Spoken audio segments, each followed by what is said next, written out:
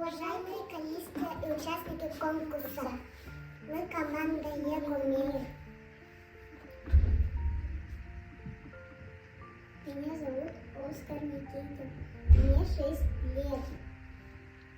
Меня зовут Бажена Слепцова, мне 6 лет. Меня зовут Сайнара, мне 5 лет.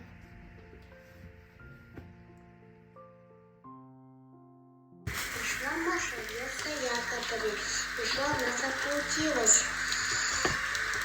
Пошла искать дом, но не нашла дом, а нашла другой домик.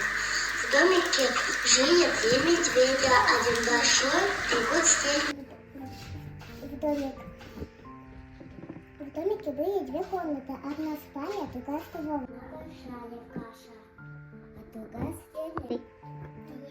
Шла маленькая каша. Маша на большой стул, и с него она упала.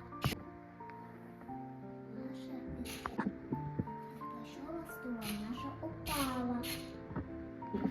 Села Маша на средний стул, на нем ей было неловко. Маленький стул засмеялась, так ей было удобно. Потом внезапно появилась мышка.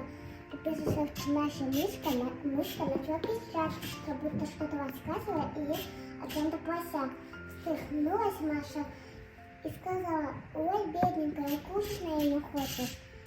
И очень быстро мышка начала вылизывать угощение. Она качалась, а стульчик проломилась. Мышка быстро починила стульчик. Проснувшись, Маша Кроватки. К несчастью, Маше удалось сломать кроватку. Услышав шум, Маша прибежала добрая мышка и быстро-быстро починила кроватку. А совсем скоро пришли медведи домой. Усталые и голодные. Маша тоже не сидела на месте. Она приготовила вкусную кашу. И все дружно уселись за стол.